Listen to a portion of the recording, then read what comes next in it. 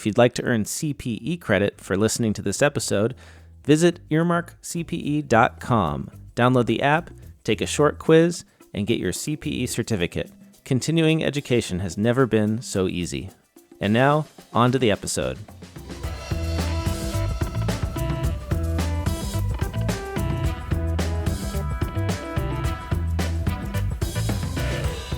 This is Oh My Fraud, a true crime podcast where the heroes are more likely to have slide rules than sidearms. I'm Caleb Newquist. And I'm Greg Kite. Greg, do you remember what episode 3 of our illustrious podcast was about? I do. Episode 3 was all about fraud. Correct. Yay. Well done. But do you actually remember which fraud it was about? It was episode 3. Let's see. Episode 1 was Printer Toner Pirate King. Episode Correct. 2 was about the guy at my work who stole all the money. And episode 3 was Pappygate. I'm checking my notes. Close enough. Actually, folks, and Greg, it was the municipal fraud in Dixon, Illinois. I knew that. I just didn't want to give the right answer. Oh, I mean, I understand. Oh, were you one of those kids in school that would sabotage themselves from time to time? I'm still the person at work who yeah. I sabotaged myself from time to time in school, and I have regrets. Anyway. Yeah, so it was the municipal fraud in Dixon, Illinois. And part of the research that we did, both of us, is we watched the documentary about that fraud. It's called All the Queen's Horses. And it's a great documentary if you haven't seen it. If you haven't listened to episode 3 of this podcast, you should go do that. Because today we have the producer and director of that documentary, Kelly Richmond Pope. She's our guest, and I'm excited about it. Greg. Yeah, and Kelly, just a little background. Kelly, she is a professor in the School of Accountancy at MIS at DePaul University, and she also has a book coming out in March of 2023 called Fool Me Once, Stories and Lessons Inside the $1 Trillion Fraud Industry. And we had a great time talking to her about her work and about the research that she's done in various other areas, especially with whistleblowers, and obviously specifically about the fraud with Rita Crundwell in Dixon, Illinois. Yeah, it was a pleasure. I'm not quite sure if she knew quite what to make of us at first. I don't know if you got that vibe. I absolutely got that vibe where it was did you get that vibe too? Are we having fun or are we not? We're not having fun. Yeah, not having fun. But by the end of it, I would say I don't think she still quite knew what to make of us. But anyway, right. It was still. I think it was a good conversation, and there are links to a lot of her stuff in the show notes, including TED Talks, writings she did. She was a writer at Forbes for a while, and of course the documentary. And her website, kellyrichmondpope.com. Greg, anything else to add before we jump into this pleasant conversation? Not at all. Let's jump in and let's listen to our engaging interview with Kelly Richmond Pope.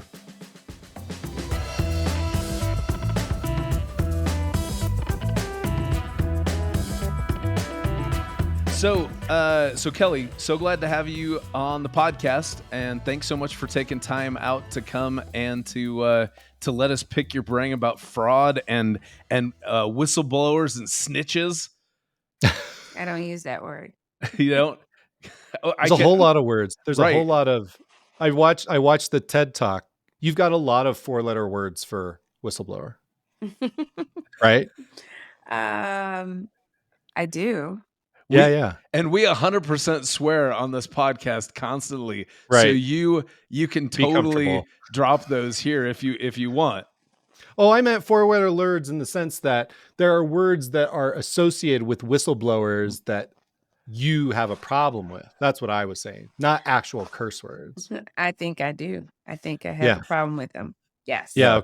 Okay. Got it. All right. But the reason why because both Caleb and I watched your TEDx talk, but the listeners may or may not have. Give us a quick rundown of why you don't like snitches and other epitaphs for whistleblowers. Well, I think what it does is it discourages any of us from wanting to be one because we all want to be part of the group. We all want to be the most valuable person in our group. And if you use names like that, you end up shutting people down. And we don't want to shut them down. We actually want to encourage them to come forward and say information because they have a lot of valuable information to share. So, we don't want that to happen. Right. So, and another question I had based on your TEDx talk that you gave, and because this is something that I've gotten into several times in different presentations and conversations that I've had, is the interplay between ethical behavior and loyalty, and getting down to the just a judgment call of is because you talk about how that if people are whistleblowers that I think tell me if I'm getting this wrong, but you said a whistleblower might end up being chronically unemployed or underemployed because they're seen as someone who's disloyal, even though they stood up for the truth. So is loyalty a virtue or is loyalty not a virtue? I think it depends on who you ask. The question is, should it depend on who you ask, right? Right, But right. I do think that it's still a virtue, Yeah. depending on the crowd. Yeah. It's still a virtue. Right. Well, and I kind of because it's funny. I had a very substantial fraud in the business that I work in, and I walked into it when I first got hired by the company. The boss had overpaid himself over a number of years and had the CPA firm reclassify the overpayments as a loan from the business to him, but there was no loan document supporting it. There was never any repayment of the debt. And when I get in there, because he hired me, I was his guy. I was his accounting department of one, and loyalty was very clearly an important thing to this guy. And but I had to make sure everything was very clear to the members of the LLC and things like that. So that's why it's kind of a big question for me, because I did feel like I was simultaneously standing up for doing something right and stabbing my friend in the back. Well, and I think a couple things that you said that are important, and that is when you first walked into the business, you noticed something, and that typically is the experience of a whistleblower. It's the person that is new to an organization that tends to notice something. And the hard part about that is when you're new, you don't have the voice, you don't have your legs under you yet to establish yourself to even say anything. So sometimes what you find is you just get intertwined into that organization. Even though you saw it at first, who are you to say anything? And so it creates this weird kind of tango, if you will, like a rough tango of, I know it, but I'm not going to do anything. I want to do something, but I need this job. No one trusts me. So I'm just going to go along with the gang. Right. Right. And it's funny. I mean, the different dynamics that were there, there's even more than that. Cause I got hired away from the firm that was doing the reclassification of these amounts. So I'm kind of going, well, it must be okay, cause we've been doing it. And the owners must know about it because cause it needs to be communicated to the owners. And I was like, so there was also that confusion, kind of as being the rookie going, this has obviously been happening. I'm not the first person to know about this. And it apparently it was okay this far.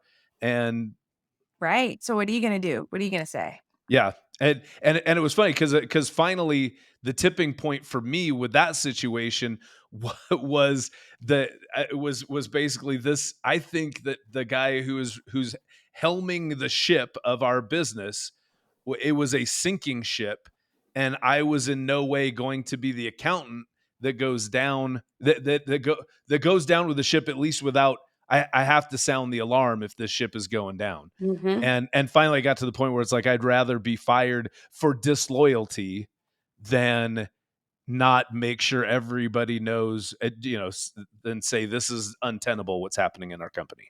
Sure. So You had to figure out what side of history you wanted to be right, on. right, yeah, exactly, of the history that no one would ever know because this is tiny little private Well, company. until it gets made into a movie, because those tiny Right. little private companies are what we're watching on Netflix and Amazon every night. Right, and if you need to make a documentary about a little tiny LLC, I've got a good story.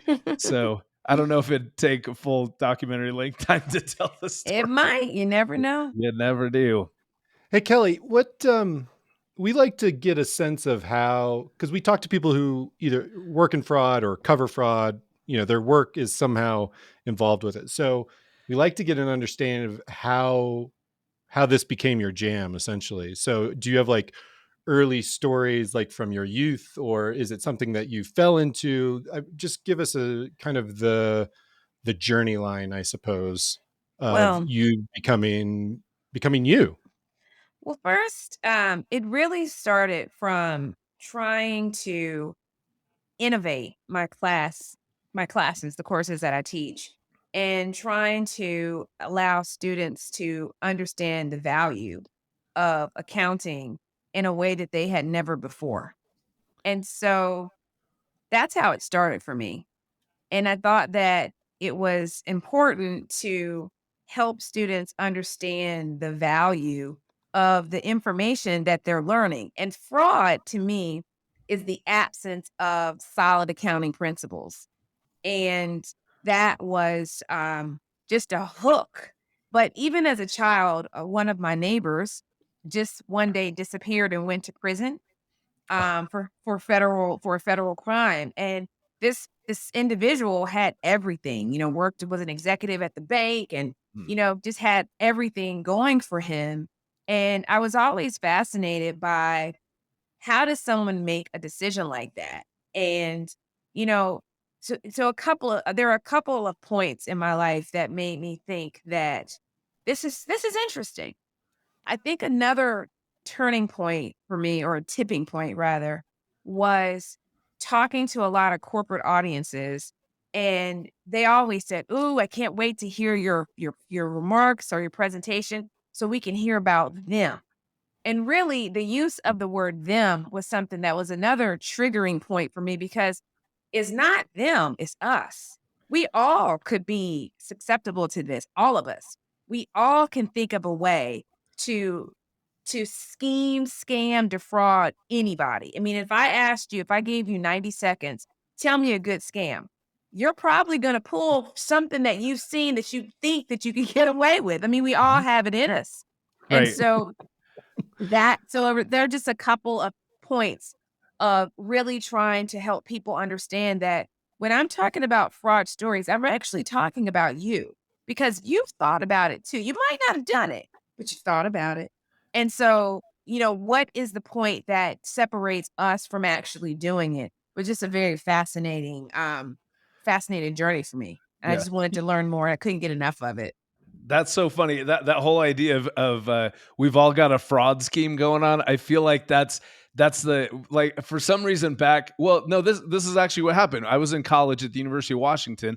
I just went into a 7-Eleven like at the middle of the night, and there was another dude there that just 100% just grabbed a pack of gum and just walked the hell out of 7-Eleven like no big deal. And I know that I'm always like going, it'd be so easy to steal this in this retail, I could do that and get away with it 100%. Don't do it. I'm not a shoplifter, haven't done it, but I feel like I kind of go, ooh, that's a thing I could do. So that's kind of what you're talking about, where And there's then that. you can sort of amp that up, because there's somebody, for you, it might be, oh, a pack of chewing gum, I don't need it. But for somebody else, it might be a handbag that I can resell for $2,000. Right. And then it might be 15 handbags that I can resell for $2,000. And so it becomes a thing. And so Mhm. all of us have a number. We all have a number. Yeah. Yeah. And so what's really important that I try to push, not only my students but people in my sessions is think about what your number is, because you have one. You Yeah. do. And it might be $20 million. But for some people, it could be $20. Mhm. So Shit, I don't know my number. I'll have to think about that. Now You you've don't given know me your something to number? think. Well- Now I have something to think about. Do you ever, does it ever, because, so do you actually ask people to reveal the number or just to try to silently figure out what it is? well, silently figure out what it is. Yeah. Because I started really thinking about this and asking this question when Rita Crundwell, the perpetrator of my documentary, Yeah. when she was sentenced to federal prison, she was sentenced to 53 years. She was sentenced to 20 years, 19 years and 7 months for stealing $53.7 million. And when she was released early due to COVID and was released after 8 years, the question becomes, if you knew that you only had to serve 8 years in federal prison, but you could live like a king or queen for over 20 years using $53.7 million, would you do it? And there are a Right. lot of factors that you might consider. Maybe you're 60 years old and maybe if you could live large from age 20 to 40 and you only had to serve 8 years and your life is pretty much intact. You can go live with a family member afterwards, but you had a ball for 20 years. Would Right. you do it? And Right. so it's an interesting question because there's this cost benefit analysis that we all are doing every day about everything. When Right. it comes to crime, there's a number that we all have. And you really have to think about what is yours. Right. Gotcha. I get you. So go ahead, Caleb. okay, thanks. One thing, we're obviously going to ask you some questions about the movie, but what was there any, is this story, what made you choose this story? I think that's the question. Was it just, you're in Chicago, Dixon is in your own backyard? Like what compelled you to just like get into this story, to lean into it so hard? I think it was convenient, one, because it was close, but that's not what it was really. It was the relatability of the story, because I think what we're seeing right now in the marketplace is relatable stories. No longer are we just seeing the the stories of the athletes and the stories of the multimillionaire executive. We're seeing stories about real people, real regular people.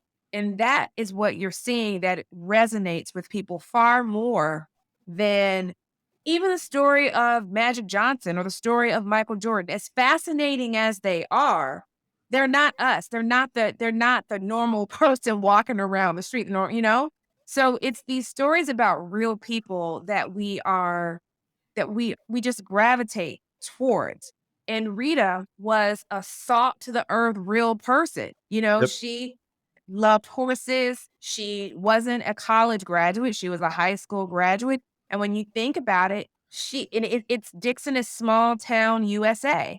So Yeah. it is what United States is. I mean, it is the representative of what we are as a country, of hardworking people that have graduated from college and have gained skills and work a job and earn a decent living. I mean, that's a lot of people in this country. It's not the person that went to Harvard and then went to the hedge fund and has a $50 million bonus at the end of the year. That is not the norm. So I think what was attractive to this story was the relatability Rita is to me, to you, to your mother, your sister, your brother, your son. That's what it was.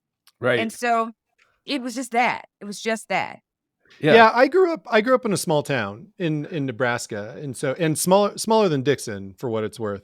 But yeah, I just remember watching the doc and thinking, I know these people. Sure you do. Yeah, and like I think you're right. You've hit on it, which is most people can watch this doc and they're like, I either come from a town like this, or I've been to towns like this. I have relatives that live in towns like this, and I know what that's like. Or you're a member of an organization that feels like this, whether it's church, whether it's a civic organization, like, some aspect of either Rita or some aspect of Dixon resonates with you. Yep. And even when I was working, I just finished a book that comes out in March. And even with that, I still included stories of people that you can relate to. So it's not just the corporate executive, it's the newly employed intern.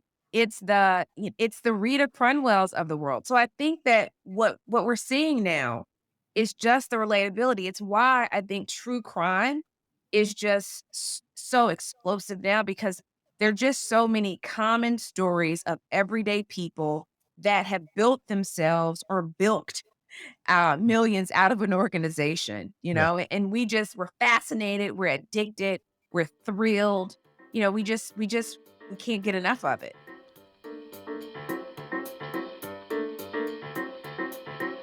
This episode of Oh My Fraud is sponsored by SoftLedger. SoftLedger is a real-time cloud accounting software platform that enables accountants, CFOs, and developers to manage multiple entities, integrate with other systems, and close the books faster. SoftLedger has everything you would expect from a cloud accounting app, like an adaptable GL, bank feed data, automated AP and AR, financial reporting, and cash flow tools.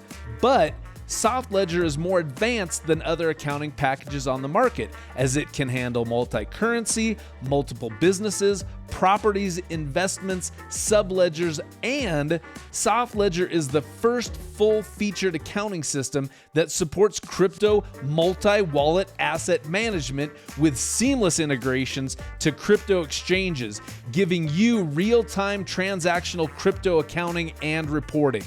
SoftLedger is fully programmable via their API. This allows your team of developers to create your own accounting functionality or easily connect SoftLedger to other software you may be using. To learn more about using SoftLedger and to get 25% off your first 3 months when you mention the Oh My Fraud podcast, head over to ohmyfraud.promo/SoftLedger. That's ohmyfraud.promo/SoftLedger. Yeah, I mean, you talking about how we're all capable of this.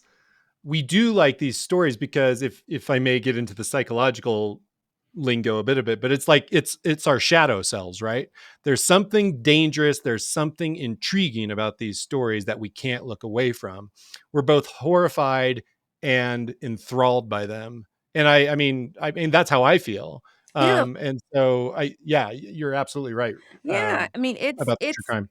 it's the way that you can try to push the envelope without actually pushing the envelope. It's Yeah. almost like the same reason why we are addicted to reality TV. Now, you think about the birth of reality TV really started when I remember it starting as almost a response to the recession at the time, because there was a dip. And so then what happens? Reality TV. You start going into people's homes and seeing how they live, and we're fascinated by it. And then it just got a little bit wilder and more outrageous, and we couldn't get enough of it. So it's sort of that same thing of, like, you're using the term your shadow self.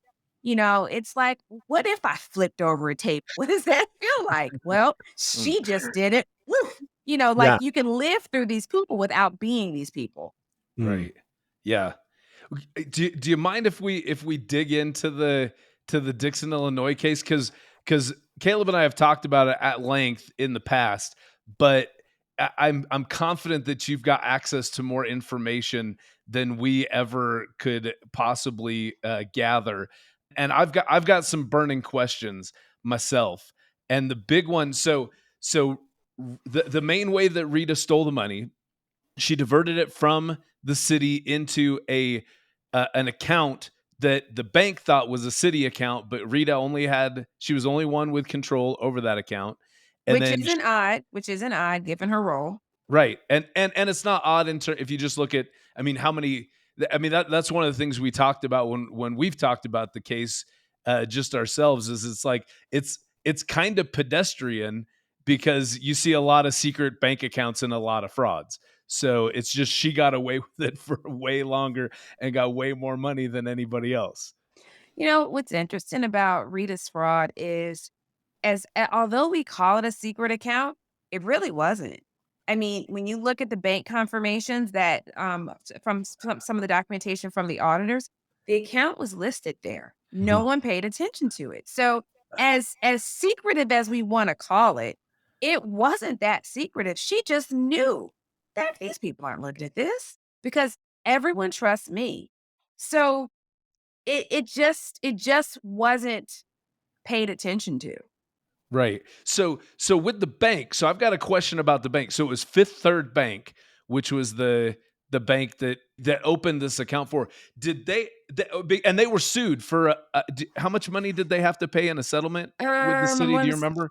I It was believe lots. they were Clifton Larson Ellen paid the most, around 34 million. Okay. And the rest is $1 million came from a sole practitioner. So around 4 million, a little over 4 million they paid. I Okay. think I'm just going off the top of my head, not Okay. Well, it's all stuff people could Google, and it's just a lot. It was a lot that the bank. It wasn't an insignificant amount of money the bank had to pay. no.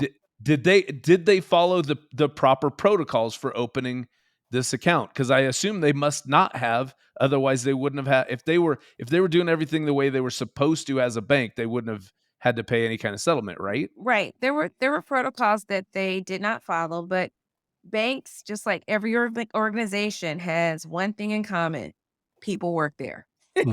And Okay. so one of the worst computers in the world are human beings. And Yep. so, we can, hey, Rita, I know you. You don't need to sign the back of this check, or you don't need to follow this protocol because I know you. That happens all the time, but it definitely happens in a small town. Oh, yeah. It definitely happens when you feel like I know your mother, brother, grandmother, great grandmother, and it happens there. So yes, there were protocols that the bank didn't follow. And think about this. If we peel back the layers of our lives right now, even today, I'm sure there's a protocol you broke. Whether you were speeding today, whether you were checking personal email during work time, whether you used the photocopy machine to make something that wasn't work related. Like, if you unravel the layers of your life, you could find about 3 to 5 protocols you broke. So I think with the bank, it wasn't as though the bank was egregious in the protocols that they broke. It's just what we do in a day-to-day in operations. Gotcha. That makes sense. So it's almost like they took a shortcut because they felt like it was a safe shortcut to take. Sure. And again, in the eyes of history, oh no, that was a $53 million breach. Sure. So Mhm. oops, And same with the auditors. The auditors made a Hmm. big breach. They paid the lion's share of the penalty. But again, they felt as though they trusted this person. They trusted Rita. She kept good books. She was very well organized. So why wouldn't we? Right. Rita Well, is she's the person you want on your team. She's great. She was great at what she did. right, but that's the whole point of professional skepticism is like, I like you. You're a pal. Didn't I hear? I think it was on your documentary. Didn't you talk about? Did she play on the Clifton Gunderson Sure. softball team or something like that?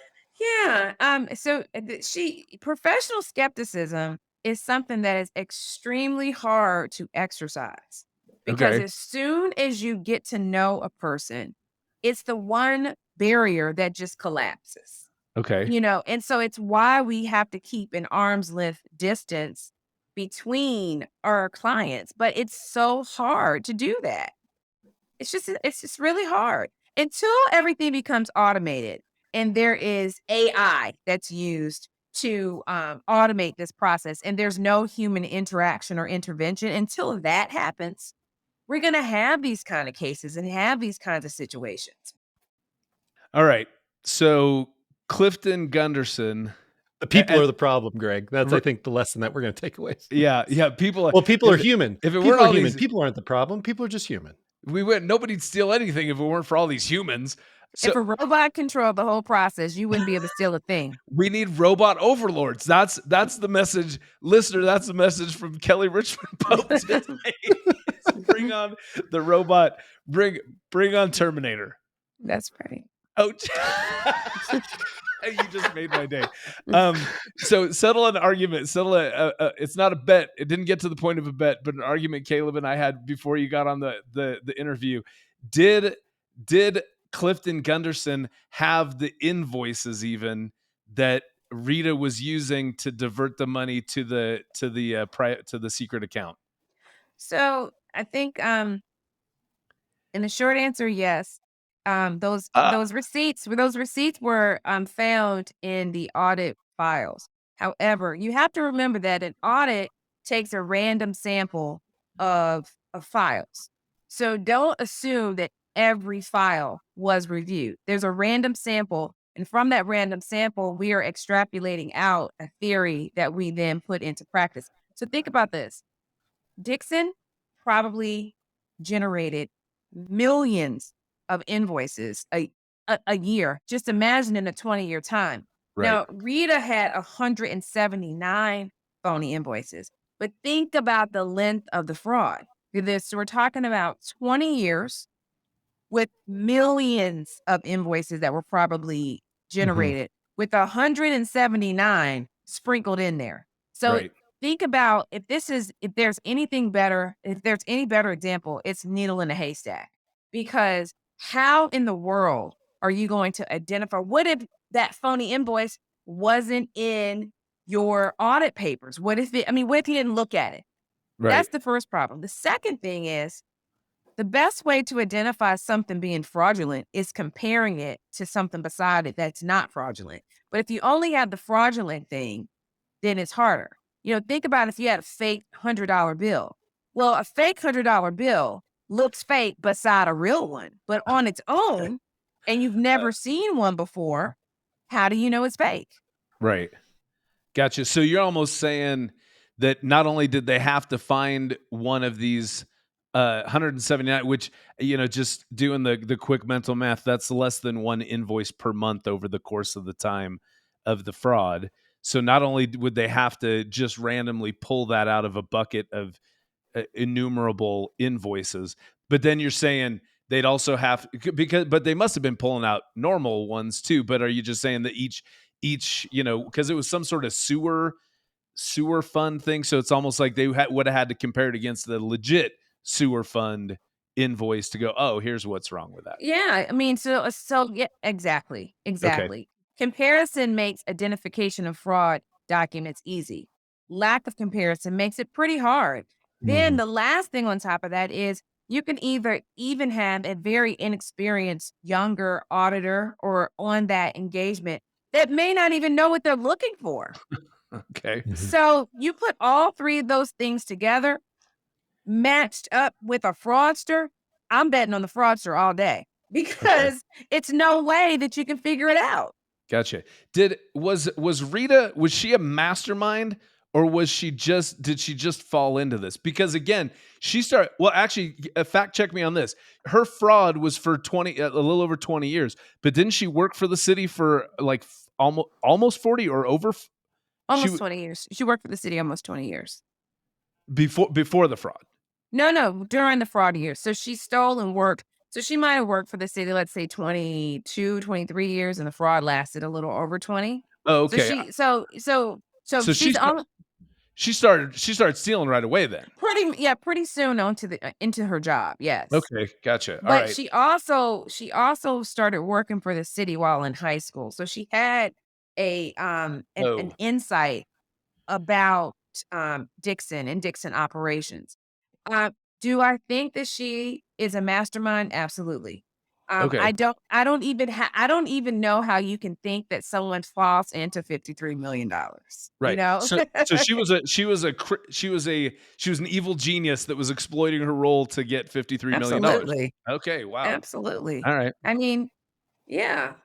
You don't have city council meetings that you oversee where people are asking you why we have deficits in the budget, and you're just like, I don't know.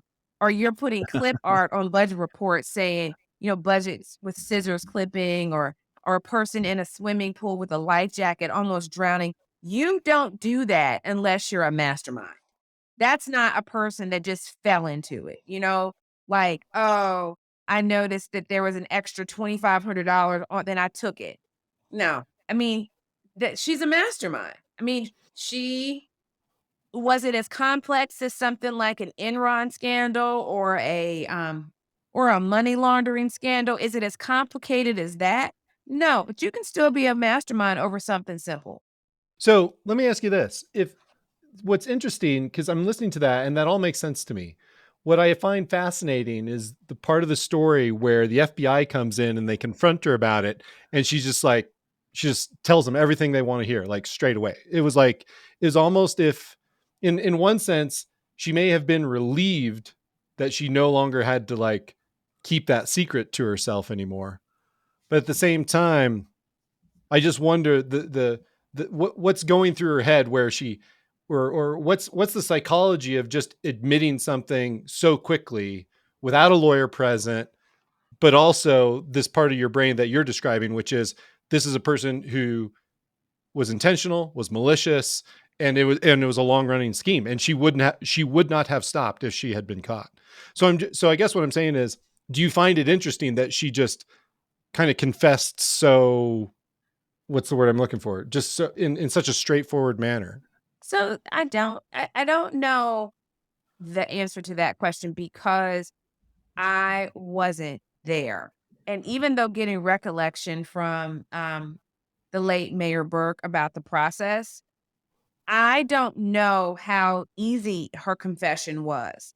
So I don't know if they asked the question once and she just blurted everything out, if they asked the question 3 different ways and finally on the 3rd way she said something.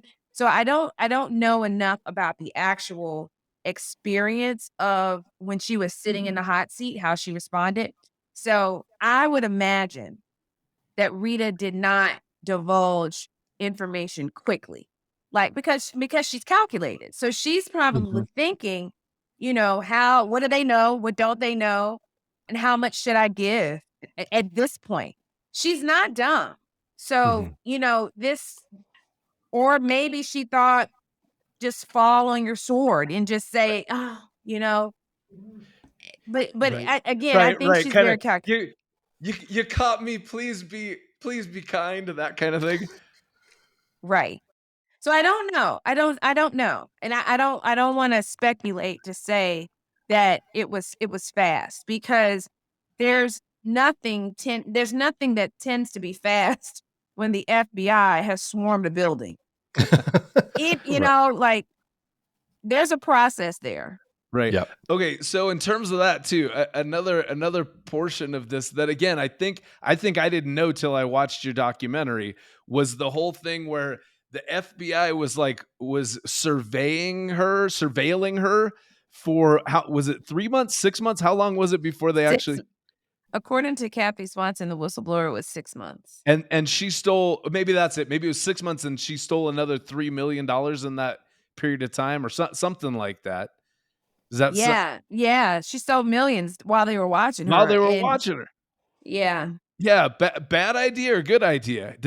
Was that I'm not an FBI agent, so I'm just fascinated. They're like, oh no, it was a good idea. I mean, a good idea meaning they knew they had a solid case when they arrested her, and that's what you want. Like the thing about, I'll say this: when the FBI comes knocking on your door, or you have an indictment has been issued against you, be nervous because what that means is there's enough information, enough evidence to indict you for a crime. And so it's you against the United States. right. And so, you got a lot of fight in you if you think you're going to beat the United States and all of the resources that they can throw to come for you. Right. So when the IRS knocks on my door, I'm like going, okay, you've been watching me for at least 6 months and you know my browser history. There's been drones outside my window. There's a reason. The joke that I used to it's not really a joke, but the IRS doesn't not IRS, you said IRS. It's not the IRS. The FBI does not ask a question that they don't already know the answer to. Yeah. Right. So lie if you want to. That's not going to end well. Yeah. No, that you'll just commit another crime. Oh, there you go. Lying to the FBI. This episode of Oh My Fraud is sponsored by Patriot. Patriot software creates accounting and payroll software that radically simplifies the day-to-day complexities that American businesses and their accountants face. Patriot is seamlessly integrated under one login, easy to use and affordable. And they rank #1 for ease of use, customer support, features, and value for the money by users. Patriot's accounting software is a cloud-based, full-featured accounting general ledger that gives your clients the simplicity they need, but the power you require.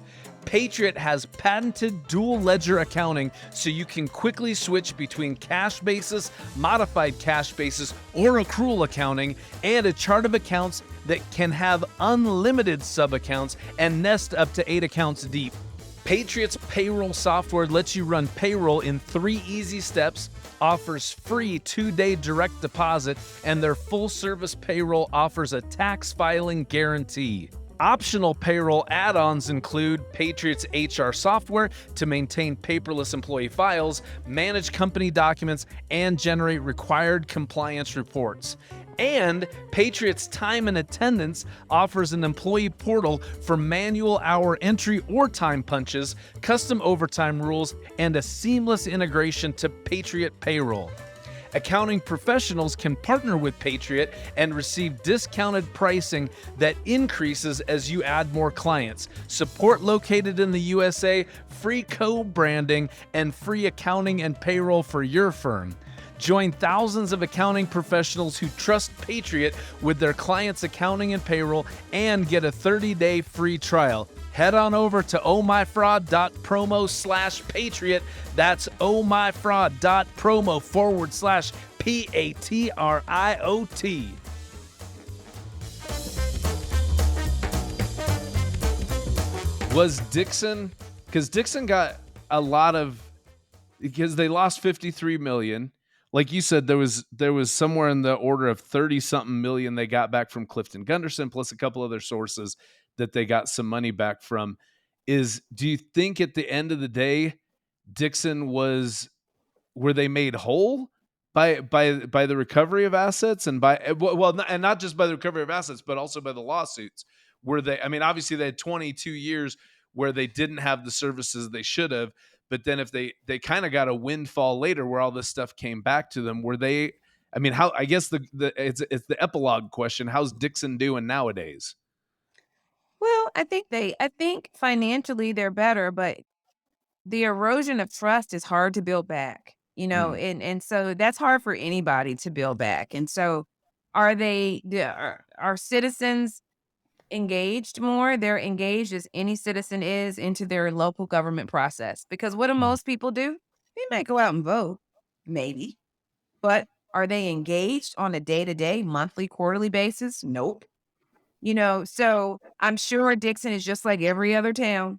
And I mean, just ask yourself, when is the last time you went to a local council meeting and reviewed the financial statements before you got there and stood up at the mic and asked a question? Right. And there have been a few times I've gone to city government meetings and then I've regretted my choices and felt like I wasted that entire 2.5 hours. But you probably didn't waste it. You probably didn't. Because think about it.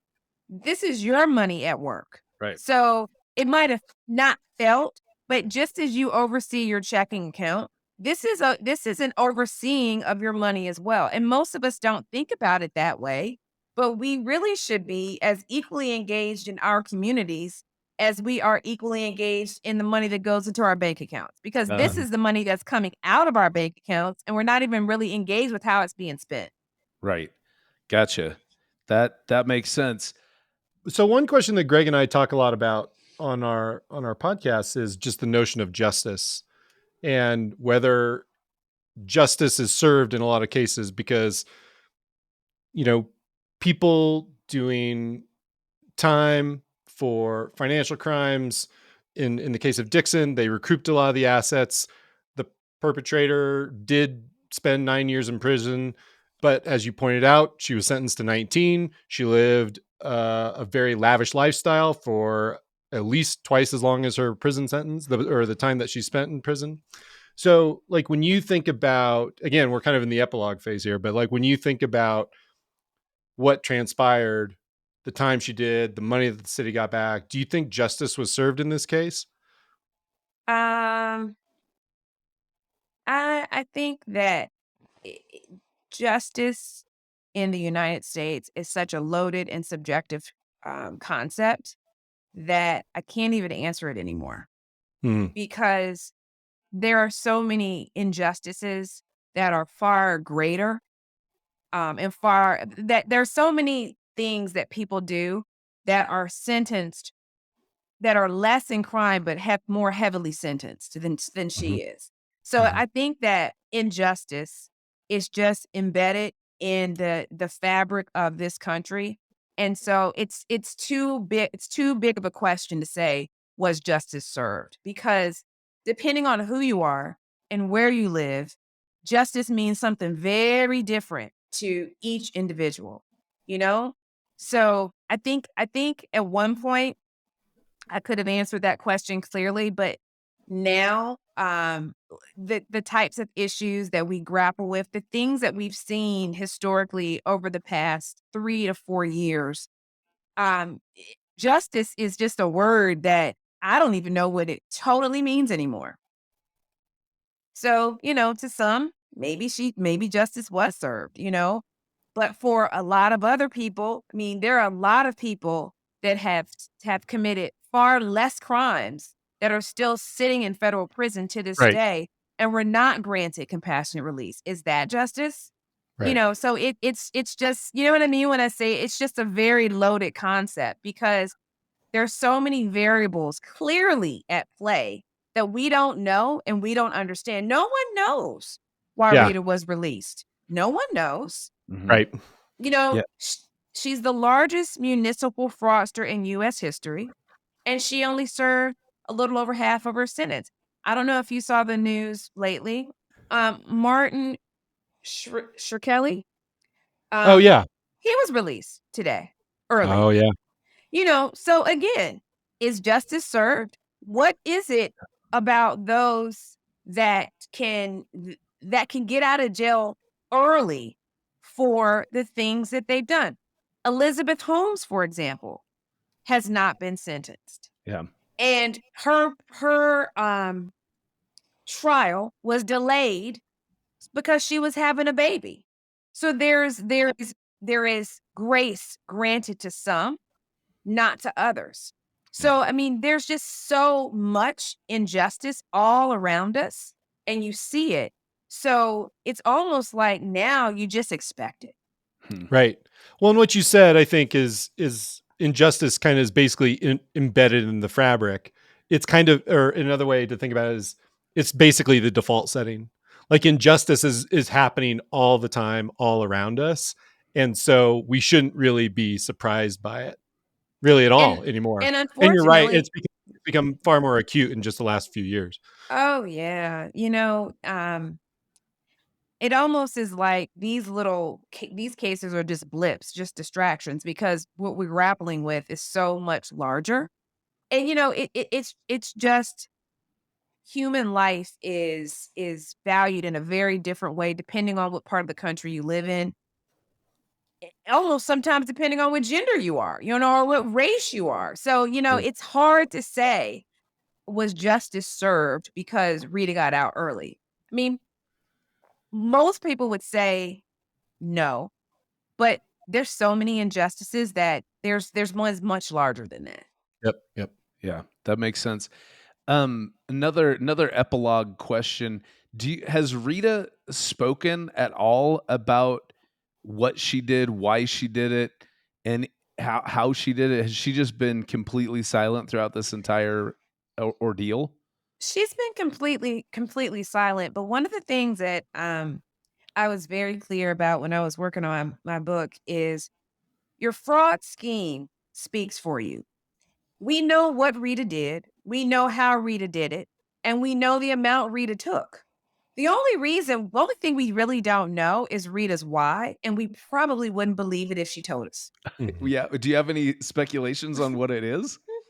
because she could. I mean, it's pretty Okay. simple. Yeah. Think back to your life of something that you did just because you could do it. You didn't have to do it. You just could. And sometimes there's just a high, an adrenaline rush when you get away with something that you probably shouldn't have done, but you did it anyway. Mm-hmm. Hers just happened to be $53.7 million worth. Yeah. Well, which also, and there's another question, because obviously the fraud triangle is something that we're always looking at with this. I have the personal belief that pressure's always there because we're humans and we want money, we want stuff. Now obviously there's different amounts of pressure, because if you have a gambling problem and you're down by thousands of dollars and some guys with no necks are coming to break your kneecaps, that's more pressure than just going, oh, money's good, I want more of that. When I look at this case, I feel like this is a perfect example of somebody just wanting money because having money's cool. Is that your take on it as well? There really wasn't excessive pressure other than temptation, just general temptation. I just wanted it. Yeah. I wanted it. I took it. They'll be fine. I can make ends meet. I can make this town still survive. And I just want this. Yeah. And a lot of us can rationalize things like that. Yeah. A lot of us can do that. And that goes back to something we discussed earlier, is it's not them. Rita is not a them. Rita is a us. She's a me. She's a you. She's a you. She has the same makeup as all of us do. When I'm in class, one of the things that I like to say when I talk about this case is use this analogy. And that is, what if you saw a safe with the door open with money just flowing out of it, just sitting in the middle of your street? How many of us are going to walk by before we take a 5, take a 10, or just start stuffing our bags, right? Yeah. That's what Dixon represented to Rita. And so most of us would present it with a temptation like hers might do the same thing. The difference is most of us don't have the temptation. Right. And that there lies the difference. Is I think about myself. I don't have a business credit card. So there's no mistake that I can ever make that I'm going to pick up the wrong credit card and go shopping with it or take a friend out to dinner with it, because I don't have that temptation. I don't even have the option to contemplate. But it's when you have those options in front of you, what are you going to do? Right. And so one of the things I try to do in class or in training workshops with people is dangle temptation in front of them so they can think about it organically, realistically, what they actually would do. Right. And that's what you have to do. Is there a way that you actually dangle temptation in front of them? Yeah. What do you do? I mean, I can create all kinds of scenarios. Yeah. Sometimes, and I've thought about doing this. I haven't done this before, but I so want to. I want to take $100 bill and then just leave it in someone's chair and see if anybody turns it in. I want to say that. And then, at the end, say, you know what? You all aren't as ethical as you think you are, because nobody gave me that money back. I want to, I want to show people that this type of mentality is around us all of us. Right. Gotcha. But I've never done that one, but I want to. Okay. Caleb, I got one more Rita Crundwell question. Okay. Do you have any idea? Because one of the news stories is that she got out of jail and she went back to she lives in Dixon again.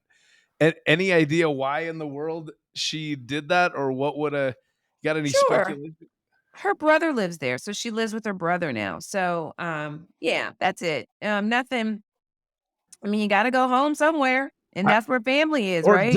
I would never. If it was me, I'd be so ashamed. Think about yes, you might be, and she might be too. But think about this: you are 67 years old. Your brother might even be in his 70s.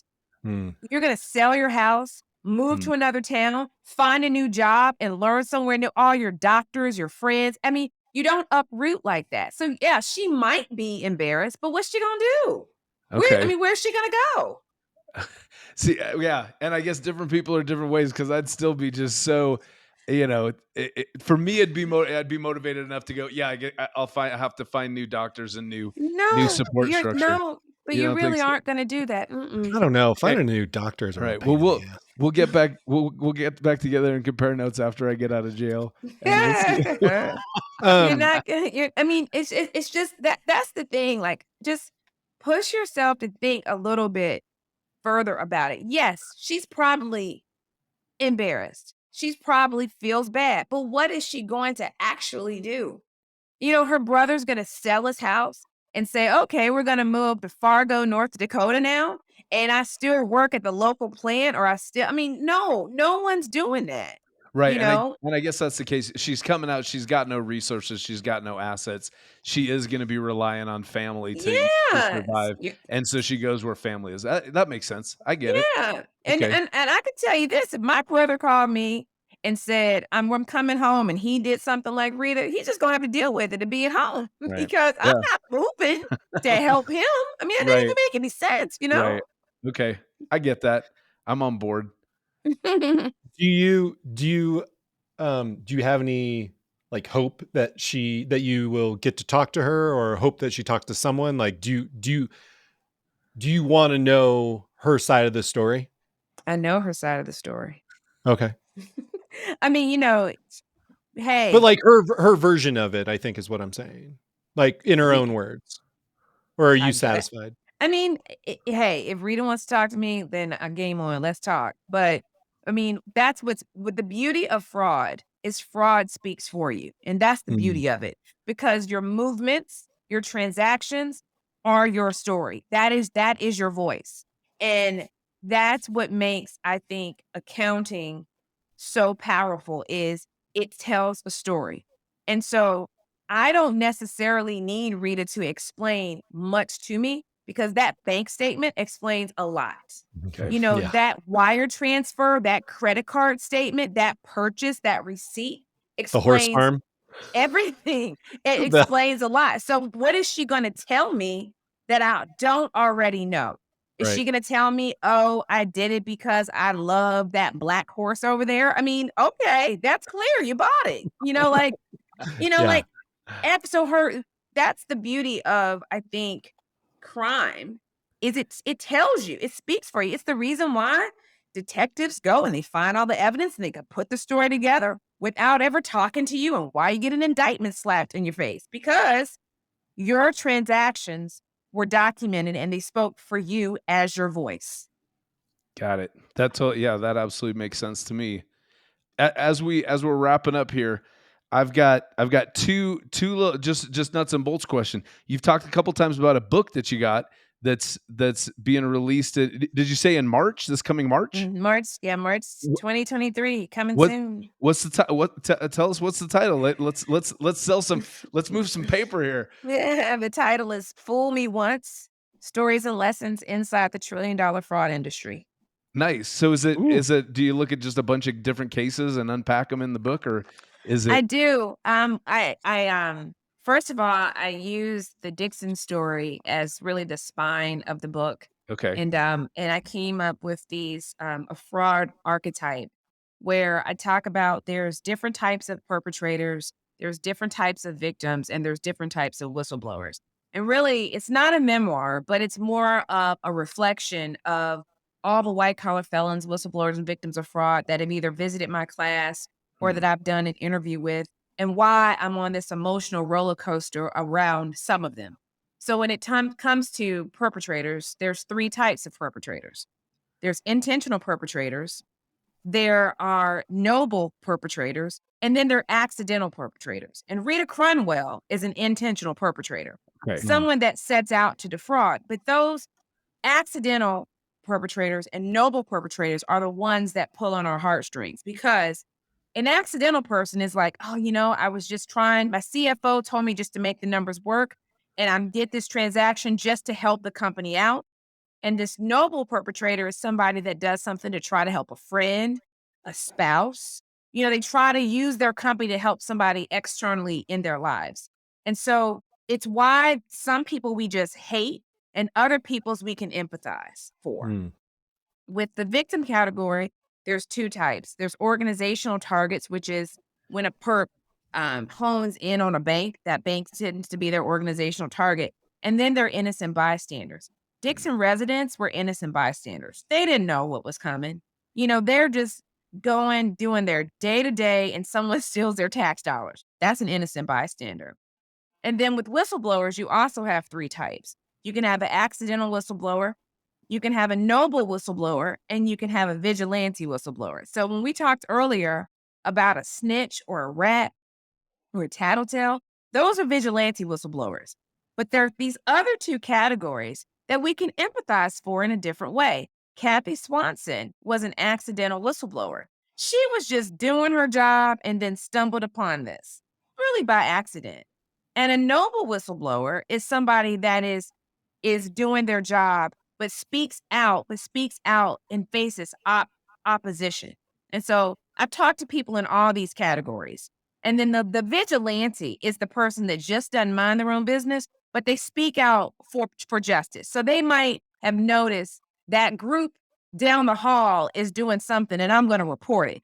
You could have kept your mouth shut and not said anything, but you did because you believe in justice. And they are the vigilante group and they get the bad rap. So that's where the book talks about, with the Dixon story being the spine of the book and the experiences of looking at that case and then all these other fraud stories. So that's how the book is done. Cool. And it sounds like it's not necessarily like it's not a textbook. It's a book for knuckleheads that just like reading a good true crime read. Yeah, it's very approachable. So I didn't want to write an academic textbook, but it is there's learning, but it's relatable. I mean, something that attracted me to documentary filmmaking and the Dixon story, like we discussed, is its relatability. And so I wanted the book to feel relatable. I wanted you to see yourself or someone you knew or your organization inside of the stories. Right. What and tell me the name of the book one more time. Fool Me Once. Fool Me Once. Nice.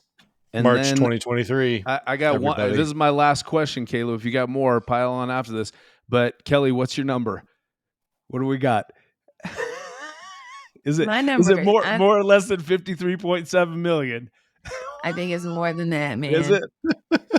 But your number can mean a couple things. Is it what's your number to steal, or what's the minimum time you're willing to do in jail? Okay, gotcha. Okay, so do you know what's your number if you get away scot-free?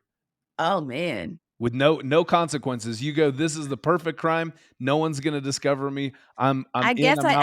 I can't answer because I feel like somebody will discover, Okay, yeah. So probably $100 million, I guess. $100 million. All right, yeah. No, I'm with you. I can't do anything wrong because there's cameras everywhere. So I will go to jail. And not pass go. Right, exactly. Kelly, oh, awesome. Thanks for your work. Yeah. Thank you.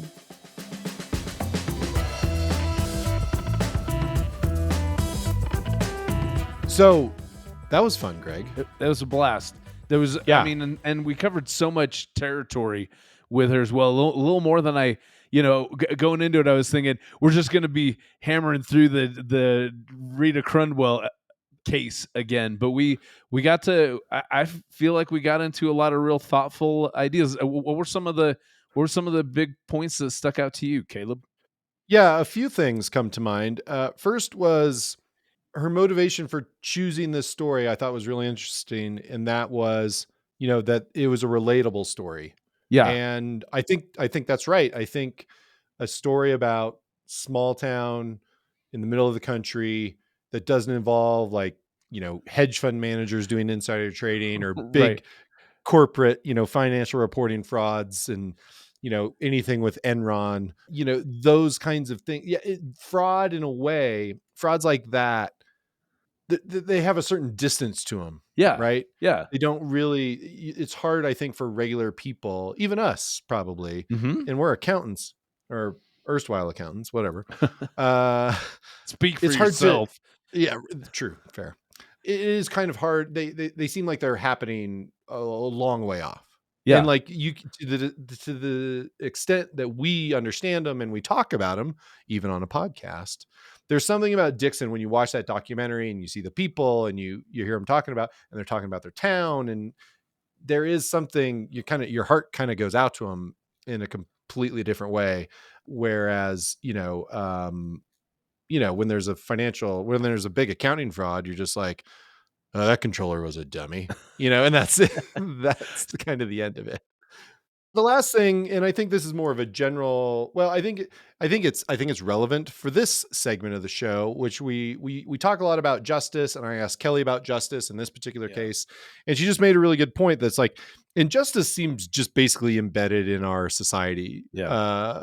And people who engage in wrongdoing are often not held accountable, and people who who play by the rules and do things as they should, bad things happen to them. And I mean, that's the way it feels for sure. But also we see it all the time. There's injustice all the time. Yeah. And, so the concept of it in the relation to how we talk about the podcast, I kind of think I've changed my view on it a little bit. Greg, I'll see what you think about this, but like, rather than talking about the concept of justice, which I think we could still definitely have some interesting conversations around that.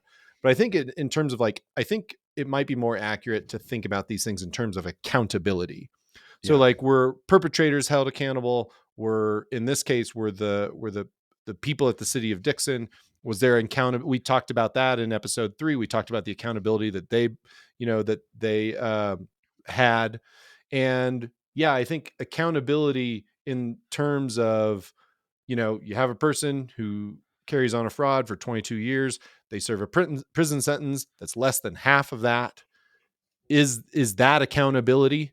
And the question, and I think in my mind, when I think about accountability, I'm kind of not sure if that is if that's equitable, or if like the equilibrium is back where, if Dixon is made whole monetarily and Rita served 9 years of a 22-year sentence, or no, I'm sorry, 9 years of a 19-year sentence. Yeah.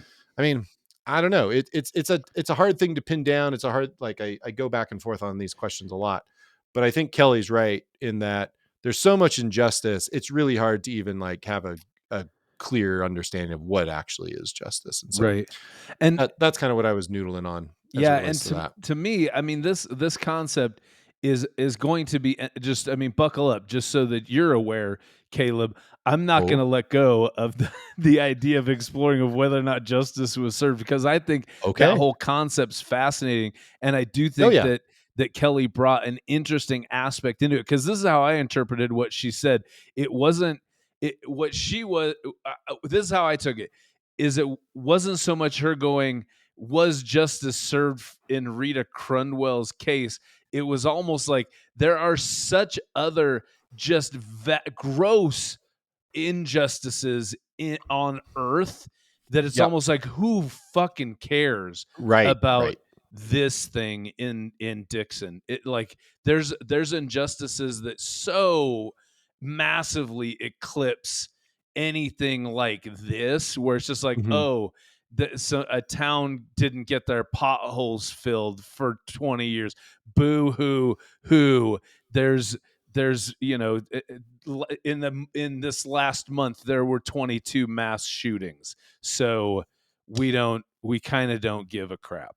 That's a lot of what I took, which I do think is it's almost like like relativity of injustices that were happening, where it's almost like this, if justice wasn't served, then that was an injustice that society endured because of Rita Crundwell. But yeah, compared to other injustices that we see around us, it's inconsequential. Yeah, it's kind of a garden variety injustice. Right.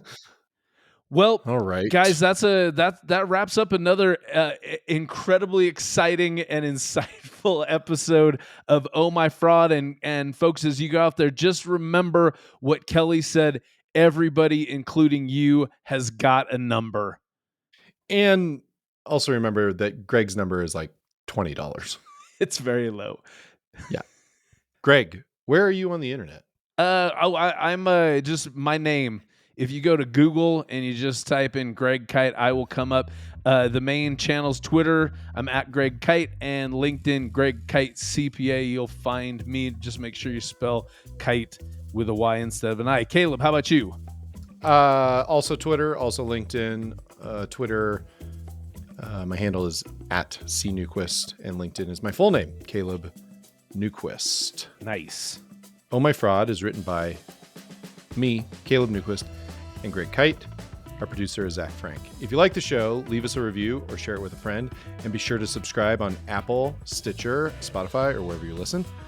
Join us next time for more avarice, swindlers, and scams from stories that will make you say, oh my fraud.